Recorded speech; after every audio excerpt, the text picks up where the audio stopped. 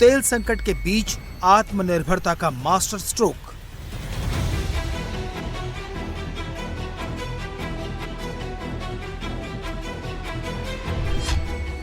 VVIP culture खत्म, मुख्यमंत्रियों के काफिले हुए आधे।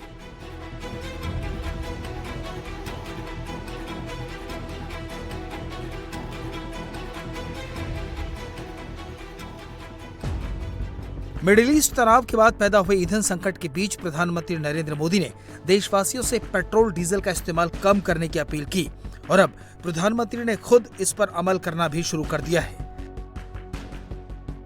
प्रधानमंत्री के काफिले में शामिल गाड़ियों की संख्या बिल्कुल कम कर दी गई है। बुधवार को पीएम जब दिल्ली की सड़क पर निकले तो उनके साथ सिर्फ 2 गाड़ियों का काफिला था। आगे वाली गाड़ी में वो खुद थे, वहीं पीछे एक एसपीजी की गाड़ी चल रही थी। हालांकि एसपीजी प्रोटोकॉल के तहत सभी अनिवार्य सुरक्षा उपायों को पूरी तरह बरकरार रखा गया है। इससे पहले तक प्रधानमंत्री के काफिले में कम से कम 12 से 15 गाड़ियां होती थीं, लेकिन अब प्रधानमंत्री के काफिले की ज्यादातर गाड़ियां हटा दी गई हैं। आमतौर पर पीएम मोदी के सुरक्षा काफिले में कितनी कार होंगी, किस फॉर्मेशन में चलेंगी, ये एसपीजी प्रोटोकॉल के तहत तय होता है और गृह मंत्रालय की गाइडलाइंस के तहत पूरा काफिला रहता है। प्रधानमंत्री के काफिले में आमतौर पर एक गाड़ी प्रधानमंत्री के लिए होती है, एक हूबहू डिकॉय व्हीकल होता है, यानी कि प्रधानमंत्री की गाड़ी जैसी ही दूसरी कार। प्रोटेक्टिव पैरामीटर के लिए एक आर्मर्ड एसयूवी होता है। इसके अलावा जैमर से लेस टोयोटा फॉर्च्यूनर, कम्युनिकेशन वाहन, एम्बुलेंस और सपोर्ट वैन शामिल होती है। साथ ही इसमें रूट क्लियरेंस गाड़ियां भी होती हैं। लेकिन अब पीएम मोदी ने अपने काफिले को काफी छोटा कर दिया है। पीएम मोदी के साथ ही केंद्रीय मंत्रियों ने भी अपने काफिले में शामिल गाड़ियों को कम कर दिया है। गृह मंत्री अमित शाह ने अपने काफिले में गाड़ियों की संख्या घटा दी है। इसके साथ ही रक्षा मंत्री राजनाथ सिंह ने भी अपनी Z+ सुरक्षा में लगी कई गाड़ियों को कम कर दिया है। तो वहीं नितिन गडकरी ने भी अपने काफिले को छोटा किया है। इसके साथ ही कई और केंद्रीय मंत्रियों ने अपने काफिले को छोटा कर दिया है या फिर पब्लिक ट्रांसपोर्ट इस्तेमाल करना शुरू कर दिया है। प्रधानमंत्री मोदी की अपील के बाद कई राज्यों के सीएम ने अपने काफिले में शामिल गाड़ियों की संख्या घटा दी है।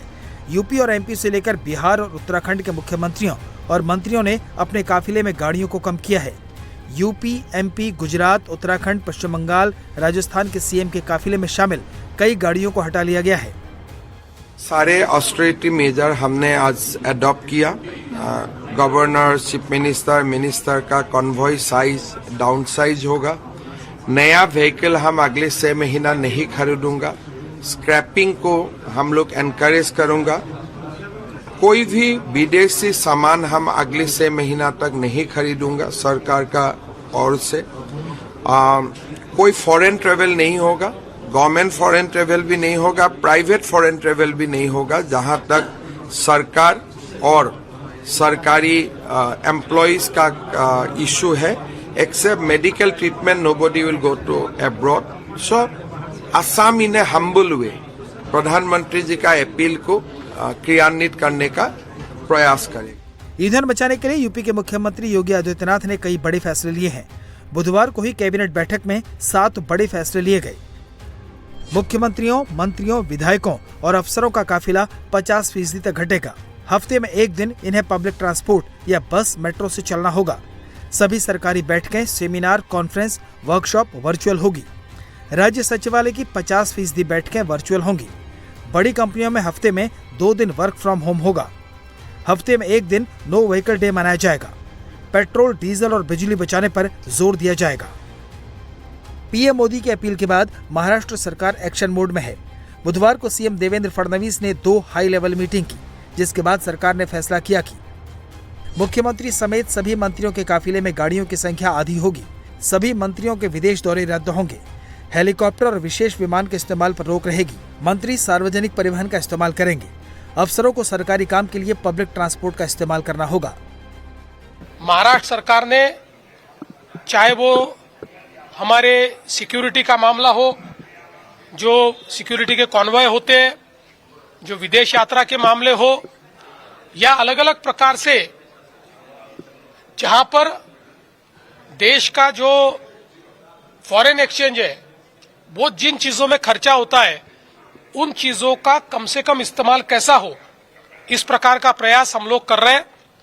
इसके बारे में एक बैठक भी मैंने बुलाई है और निश्चित रूप से प्रधानमंत्री जी ने जो संदेश देश के लिए दिया है उस दृष्टि से महाराष्ट्र भी काम करेगा.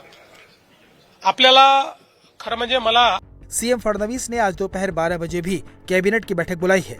इस बैठक में सरकार कई और बड़े फैसले ले सकती है. सूत्रों की माने तो सरकार प्राइवेट सेक्टर में work from home, car pooling और पब्लिक ट्रांसपोर्ट को बढ़ावा देने के उपाय कर सकती है.